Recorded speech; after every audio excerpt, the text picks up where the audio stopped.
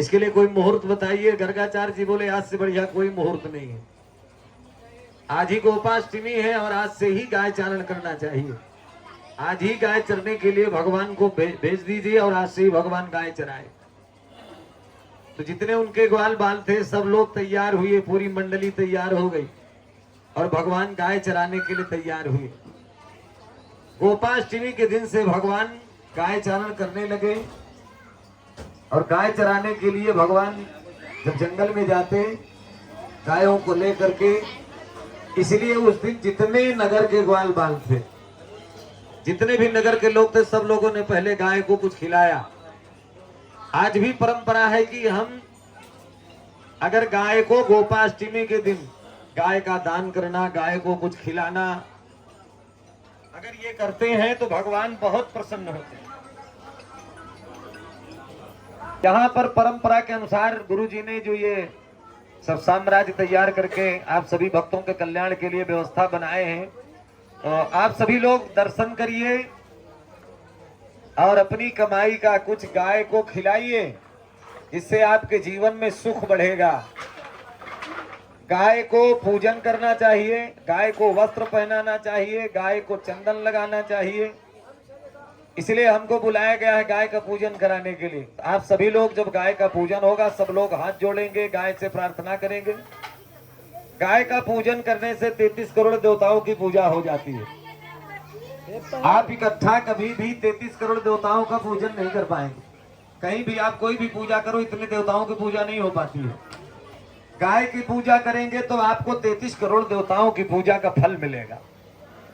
गाय की परिक्रमा करना चाहिए, ऐसा गाय पूजन के नियम में लिखा गया है कि जिस दिन गौशाला में जाएं, गाय का दर्शन करें, गाय का पूजन करें, गाय की परिक्रमा करें।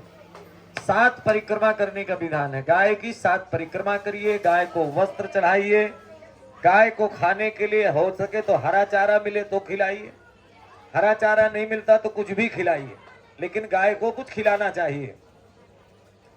गाय के नीचे का गोझरण मिल जाए उसको रखिए। कल भी मैंने कथन बताया था, गाय के गोझरण का पाउडर बनाइए, उसको 1 साल तक चंदन लगाइए।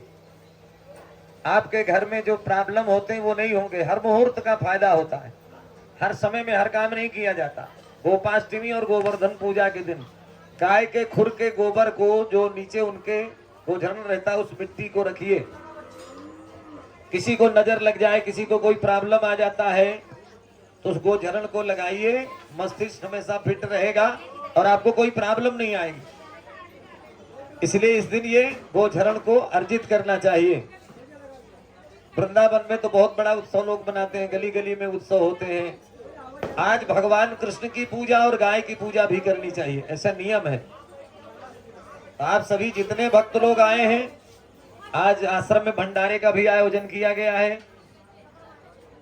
सभी लोग भंडारे का भी प्रसाद लेंगे और गाय को कुछ खिलाएंगे। तो मैंने आपको बताया, जो आप लोगों ने गाय की सेवा के लिए लाए हैं, अगर आप कुछ लेके नहीं आए खिलाने के लिए तो आश्रम में व्यवस्था ले लीजिए, लेकिन उसका कुछ मूल्य आपको देना पड़ेगा। फोकट में कोई भी खिला के जाएगा तो उसका कोई फायदा नहीं मिलेगा। जो भी ईश्वर आपको दिया हो, आपके पास नहीं कुछ हो तो किसी से लेके देना, लेकिन कुछ दे करके खिलाना। गाय के मूत्र में इतनी ताकत है कि आपकी जिंदगी बदल जाएगी। गाय के गोबर में इतनी ताकत है, क्या इस आश्रम में शुद्ध गोबर मिल जाता है, शुद्ध मूत्र भी मिल जाता है। और इस आश्रम में बहुत सी गाय ऐसी हैं जिनको डिल है। जर्सी गाय मुझे बहुत कम दिखती है, होंगी 1-2। जिस गाय के डिल होता है उस गाय के दूध में सोना पाया जाता है। मैं हमेशा कथा में बताता हूं कि कभी भी अगर आपको देसी गाय का दूध, यदुवंशी लोग जंगल में पहले गाय चराते थे, देसी गाय का दूध पीते थे, इसलिए यदुवंशी लोग बलवान रहते थे। आप सोना खरीद करके कभी भी खा नहीं सकते, इतना महंगा है। और भगवान ने गाय के दूध में सोना प्रकट किया है। गाय के दूध में स्वर्ण पाया जाता है जिस गाय को डिल रहता है।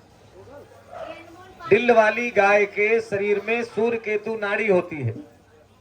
सूर्य केतु नाड़ी और किसी जीव, किसी पशु में भगवान नहीं दिए, केवल गाय में है।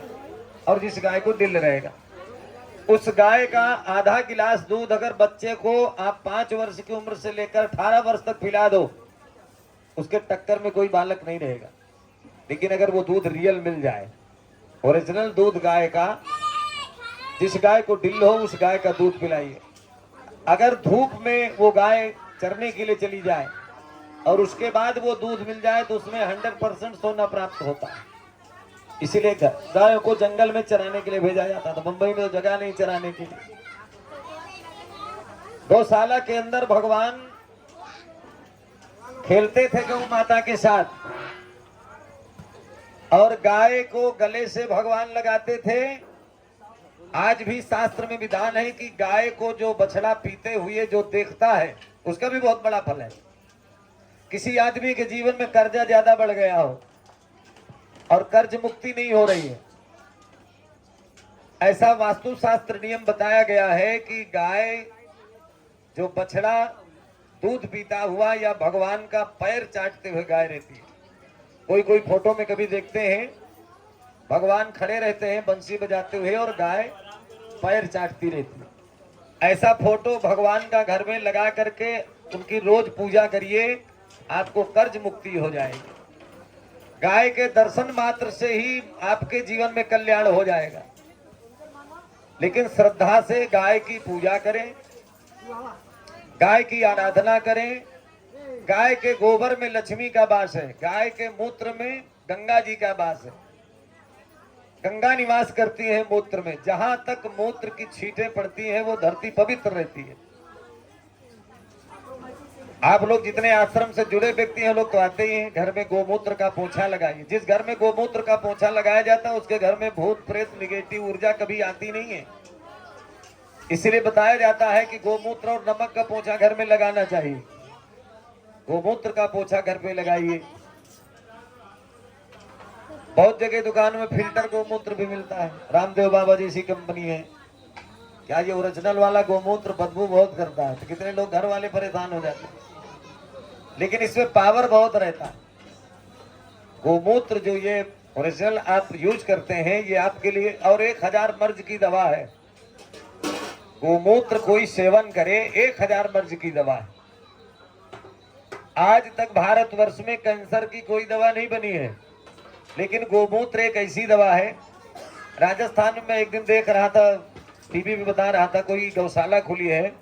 वो आदमी केवल गौशाला के गोमूत्र के प्रभाव से कैंसर वाले उसके यहाँ भीड़ लगाते हैं, और वहां जाते हैं तो कहता है कि गोमूत्र से ही वो कैंसर ठीक होता है। तो आप लोग जाते रहते।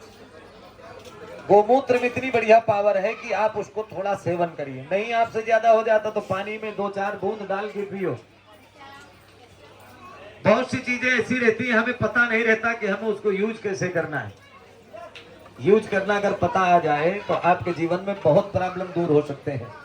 तो कम से कम जो बाहर से नहीं आते जो जुड़े हैं वो तो फायदा उठा सकते हैं। गुरु जी ने इतनी बड़ी व्यवस्था इसीलिए बना करके दिए हैं। यहाँ पर यज्ञशाला है, यज्ञाति पर्जन्य यज्ञ भी होता है, भंडारा यहाँ पर चलता ही रहता है। किसी न किसी बहाने से कोई उत्सव कोई प्रोग्राम होता, भंडारा होता, आप सभी लोग ग्रहण करने के लिए आते हैं। ये नंदलाल जी हैं, यहाँ पर भजन कीर्तन करते रहते हैं। आप लोग भजन कीर्तन का भी आनंद लेते हैं। कलयुग केवल नाम धारा, सुमिर सुमिर नर उतरे पारा। कलयुग में आप बहुत बड़ा यज्ञ मत करिए, लेकिन किसी न किसी बहाने से भगवान का नाम भजन जप करिए। आजकल बहुत से लोग सुनते हैं, प्रेमानंद जी महाराज बोलते हैं कि नाम जप की बड़ी महिमा है। करीब करीब सभी लोग सुनते हैं उनको।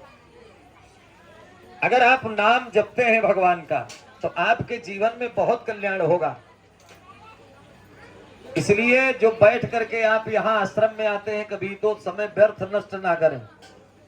आश्रम में आइए तो भगवान का भजन करिए, गाय की सेवा करिए, क्योंकि भगवान ने जब गाय की सेवा किया है, गोविंद मेरो है गोपाल मेरो है, श्री बांके बिहारी नंदलाल मेरो है। अगर आप भगवान की सेवा करते हैं, गाय की सेवा करते हैं, तो परमात्मा आपके ऊपर सदा प्रसन्न रहते हैं। कभी कभी यहाँ छोटे छोटे बच्चे भी गाय की सेवा में लगे रहते हैं। ये किसी इंसान की सेवा नहीं है, ये भगवान की सेवा कर रहे हैं। आप जो यहाँ सेवा करने के लिए भक्त लोग लगते हैं, ये सब बहुत बड़ी सेवा है। जो निस्वार्थ भाव से गाय की सेवा, भगवान की सेवा करते हैं, उनके जीवन में सदा सुख रहता है। गाय की सेवा करने से 3 चीजें हमेशा मिलती हैं। रघुवंश महाकाव्य में गाय की कथा, हम लोग जब पढ़ते थे विद्यालय में तो हम लोगों को काव्य पढ़ाया जाता था, रघुवंश महाकाव्य। उसमें पूरी भगवान के माध्यम से गाय की ही कथा बताई गई है। एक नंदिनी गाय थी वशिष्ठ जी के आश्रम में। नंदिनी गाय की सेवा राजा दिलीप करते थे। वंश वृद्धि के लिए जो गाय की सेवा करता है उसकी वंश वृद्धि होती है। कभी कभी कथा के माध्यम से मैं बताता हूं, आप खोज करके देख लेना। आपको यदुवंशियों में कोई 100, 200, 1000, 2000 में एक आध मिलेगा जिसके वंश नहीं होगा। पता करके आप देख लीजिए। मेरे तो बहुत चेला है यदुवंशी लोग, इसलिए मुझे पता है। गाय की सेवा यदुवंशियों ने अनादिकाल से किया है और हमेशा करते चले आए। गाय की सेवा करने से 3 चीज जल्दी घटता नहीं कभी भी। एक तो तन का मजबूत रहेगा, यदुवंशी लोग मजबूत होते हैं क्योंकि गाय का दूध पियोगे तो तन मजबूत रहेगा। और गाय की सेवा और गाय का जो गोबर उठाएगा उसके घर में लक्ष्मी की वृद्धि होगी। यदुवंशी लोग धनाढ्य भी होते हैं, धन भी कम नहीं रहता है, बल भी रहता है, धन भी रहता है और संतान भी रहती है। यदुवंशियों के घर में 10-10, 5-5, अब तो कम कर दिए लोग, पहले तो 10-10 लोग होते ही थे, 5-5 लोग। अब धीरे धीरे सबका बैलेंस कम हो गया। संतान वृद्धि गाय की सेवा करने से होती है। यह रघुवंश महाकाव्य में बताया गया है। जो गाय की सेवा करेगा उसका वंश बढ़ेगा। जिसको वंश की प्रॉब्लम है, गाय की सेवा करो, वंश वृद्धि होगी। गाय की सेवा का बहुत बड़ा महत्व है। बड़े सरकार देवराहा बाबा जी जब कभी भी प्रवचन करते थे, अपने प्रवचनों में बताते थे कि गाय की सेवा करो। गाय की सेवा करने के लिए सबको बाबा जी ने उपदेश किया। तो बड़ी बड़ी गौशाला खुली है, लोग गाय की सेवा कर रहे हैं। आज भी भक्त लोग अपनी श्रद्धा समर्पित करते हैं। आज भी नियम है कि कोई आदमी जब मरता है तो लोग गौ दान करते हैं। मरने की स्थिति पर कोई आए तो लोग बोलते हैं कि इनके लिए गौ दान करा दो।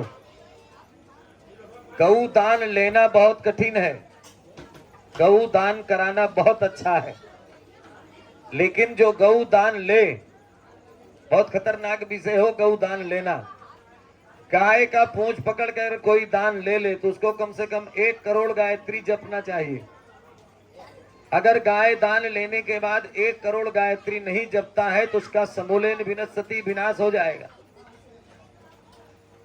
दान लेना कठिन है, दान देना बहुत अच्छा है। हर दान को लेकर के पचाना बहुत कठिन काम है। हर प्रकार का दान ले करके उसको ग्रहण कर लेना नहीं चाहिए। इसलिए गौ दान करने का बहुत बड़ा फल है। जो गाय का दान करे, लेकिन लेने वाला सोचे तो लोग उसे पूछ पकड़ के ले लेते की जय। तो गौ दान करिए और गाय की पूजा करिए। अभी देखिए गाय की पूजा होगी। आप सभी लोग जहां पे रहेंगे वहीं पर खड़े रह करके हाथ जोड़ेंगे। मनोज सिंह, मनोज जी गैरेज वाले, उनकी तरफ से 50 रुपया दिए हैं। भगवान की सेवा में धन्यवाद। भगवान इनको सुखी रखे।